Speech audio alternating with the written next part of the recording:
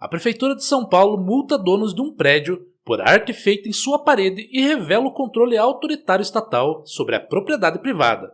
Quem manda nos prédios e casas da cidade? Os donos ou a Prefeitura? Este é o Visão Libertária, sua fonte de informações descentralizadas e distribuídas. Ajude a propagar as ideias de liberdade. Deixe o seu like e compartilhe com seus amigos. Um artigo seu pode virar vídeo aqui também, sabia? Este artigo foi sugerido por Um Magnitsky Dia para você, escrito por Sopa de Letrinhas, revisado por historiador libertário e narrado por Gordinho Caipira.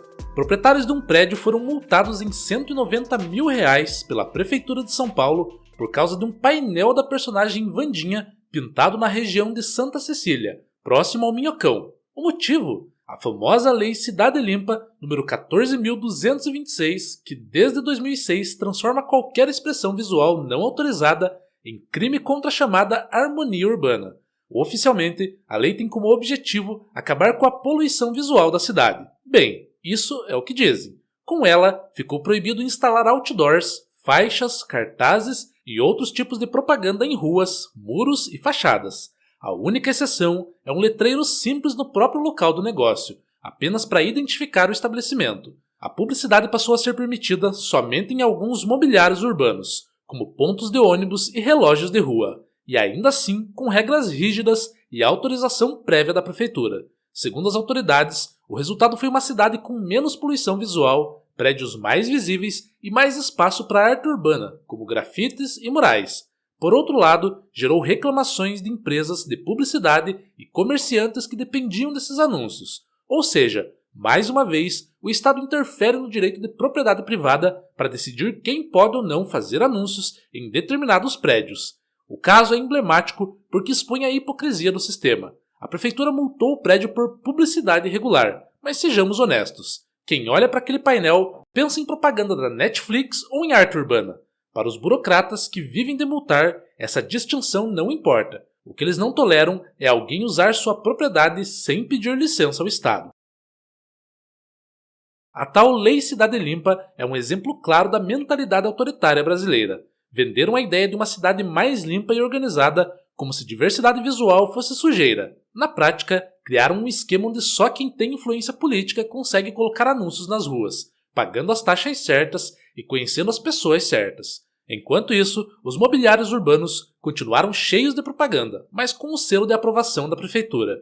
E a pergunta é simples: por que um funcionário público deve decidir o que um proprietário pode ou não exibir em sua própria parede? A resposta é ainda mais simples. No Brasil, a propriedade privada é quase uma ficção. Você pode ter a escritura, pagar IPTU e financiar um imóvel por 30 anos, mas no momento em que decidir usá-lo como quiser, um batalhão de fiscais aparece para ensinar o que é permitido. É a infantilização da sociedade, obrigada a seguir regras ridículas criadas por políticos e burocratas. A Lei Cidade Limpa, vendida como combate à poluição visual, funciona na prática como censura disfarçada. Quando o governo determina que tipo de mensagem é adequada, está controlando a comunicação. E não veio com o argumento da ordem urbana. Basta visitar cidades livres, como certas áreas de Miami ou Barcelona, para ver que diversidade visual gera vida e beleza, não caos. Os legítimos donos de casas e prédios deveriam ser os únicos a decidir o que colocar em suas propriedades. O mais revoltante é a seletividade.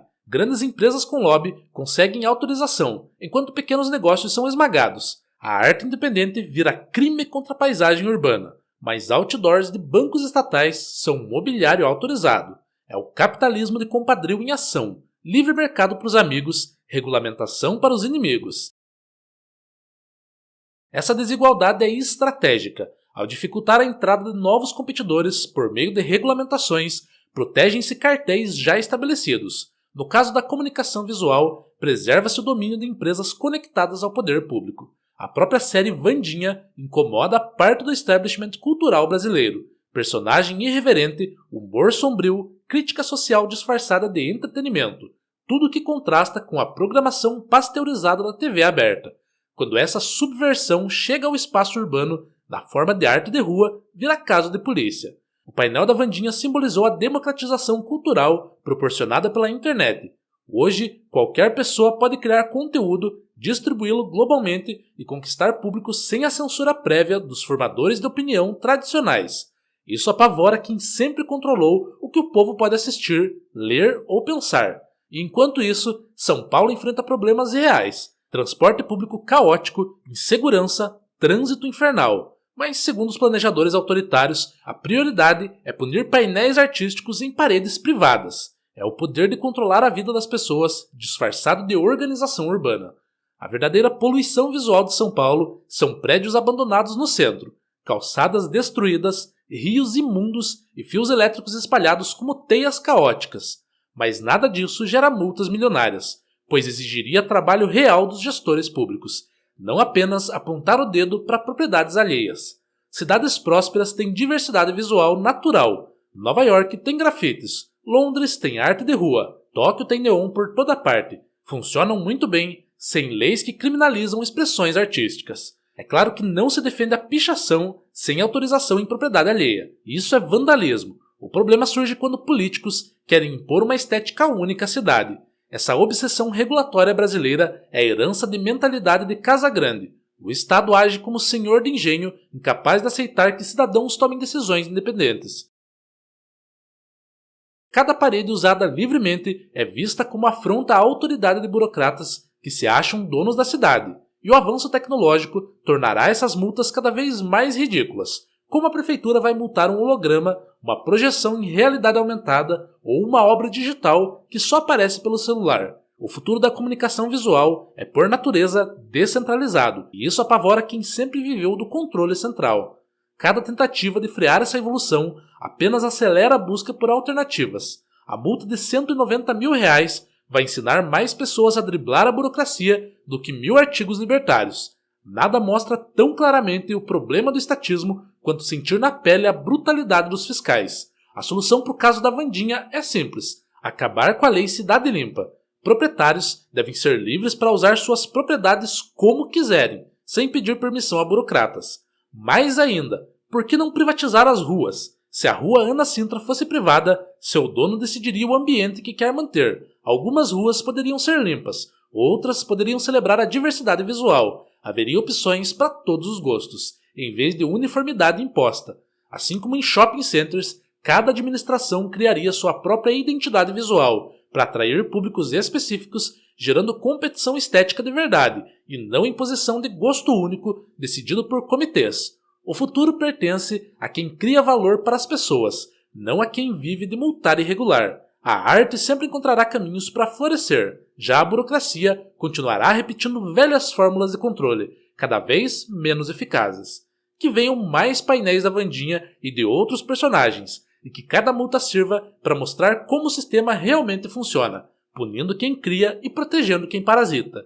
Em última análise, o episódio da Wandinha é apenas mais um sintoma de como o estatismo sufoca a criatividade, a expressão individual e o uso legítimo da propriedade privada.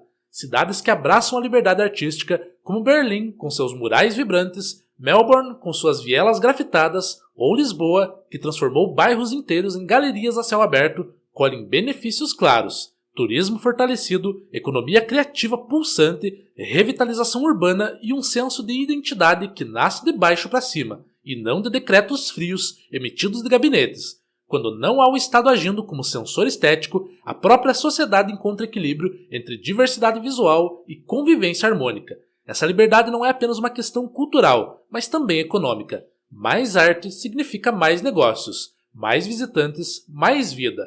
O anarcocapitalismo nos ensina que, sem coerção centralizada, as interações voluntárias produzem resultados mais ricos, belos e sustentáveis do que qualquer modelo autoritário poderia sonhar em impor. A escolha é simples: ou continuamos sob o jugo de fiscais que tratam muros como propriedade do governo, ou abraçamos um futuro onde cada parede, rua e esquina possa ser palco da criatividade humana, e onde a beleza floresça sem precisar pedir licença. Obrigado pela audiência. Este é um canal colaborativo. Participe você também. Cadastre-se agora mesmo em nosso site visãolibertaria.com e envie os seus artigos por lá. Os colaboradores recebem recompensas em Bitcoin.